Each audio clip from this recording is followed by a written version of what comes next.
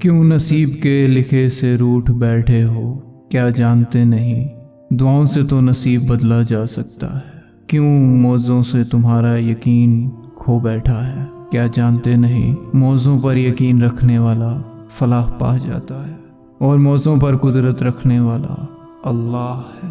تمہاری دعائیں سنی جا چکی ہیں، تمہارے صبر کا صلہ لکھا جا چکا ہے۔ اب تمہیں تمہارے یقین کے معجزے دکھائے جائیں گے تاکہ تم جان سکو کہ مخلص دل اختتام میں جیت جایا کرتے ہیں، اور تقدیریں اللہ کے ایک اشارے پر بدل دیا جایا کرتی ہیں۔ سورہ یوسف پڑھ کر تمہیں لگتا نہیں ہے کہ حاسد اپنے بھی کر سکتے ہیں، اپنے ہلاکت میں بھی ڈال سکتے ہیں اور غیر نجات دلا سکتے ہیں۔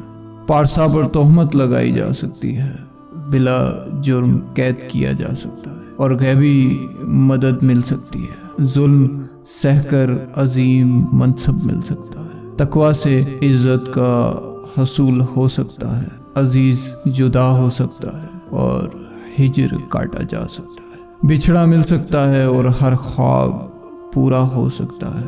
تم جانتے ہو قرآن کی اس سورہ میں کتنی کشش ہے، اتنی جاذبیت ہے، اتنا دلکش اسلوب حسن بیان کیا ہے، کیا فصاحت اور بلاغت، اور کتنی تسلی، کتنا سبق ہے، کیسی کیسی نصیحتیں ہیں اور کس قدر امیدیں بتائی گئی ہیں۔ بے شک اللہ کی ہر مشکل کے بعد آسانی ہے۔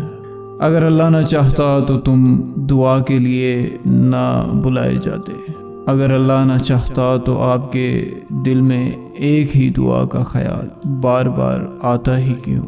بس یقین رکھو اللہ پر اور دعا کرتے رہیں۔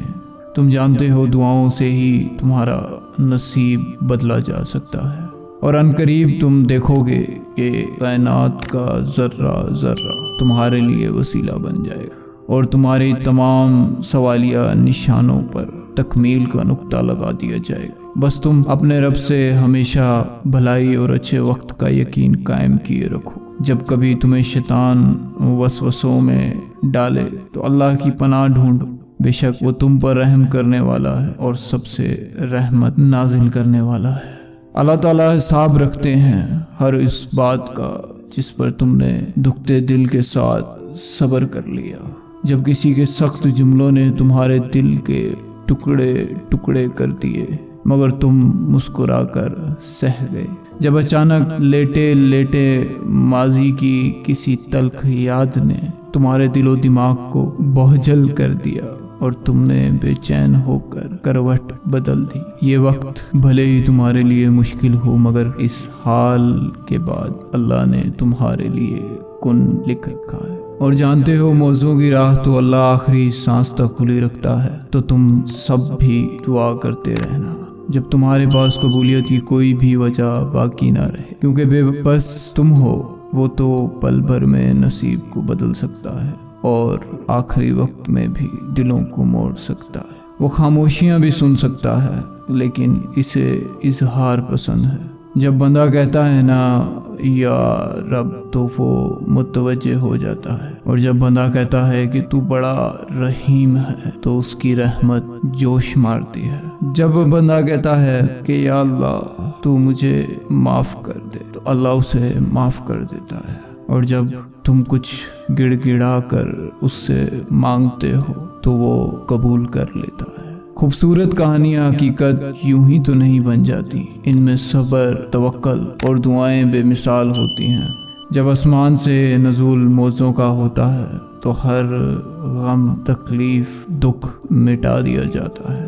دعاؤں کی قبولیت کی ایک علامت یہ بھی ہے کہ وہ دعائیں آپ کو بدلنا شروع کر دیں۔ اگر وہ دعاؤں کے آنسوؤں کی سسکیاں دل کو کھلا رہی ہیں، رونا سکھا رہی ہیں، سجدے کروا رہی ہیں، گناہوں سے بچا رہی ہیں، تو یاد رکھیں کہ وہ اللہ سے ملا رہی ہیں۔ وہ دعائیں نصیب سونے کا بنا رہی ہیں۔ وہ دعائیں صرف قبول نہیں ہو رہی بلکہ تمہیں قبول کروا رہی ہیں۔ اور جانتے ہو وہ مانگنے کی توفیق بھی انہیں ہی دیتا ہے جنہیں وہ عطا کرنا چاہتا ہو۔ क्या तुमने नहीं सुना? और तुम्हारे चाहने से कुछ भी नहीं होता जब तक ऊपर वाला ना चाहे। मैं जानता हूँ बहुत थक गए हो, बस थोड़ा सा इंतज़ार बाकी है। तुम्हारी चाहत को अल्लाह की चाह बनाने के लिए थोड़ी और अतात बाकी है। जिस आजमाइश के लिए अल्लाह ने तुम्हें चुना है, इसका अभी इनाम बाकी है। दुआ मांगते रहो, ठीक हो जाएगा सब, क्योंकि अभी मुश्किल है और मुश्किल के बाद आसानी है।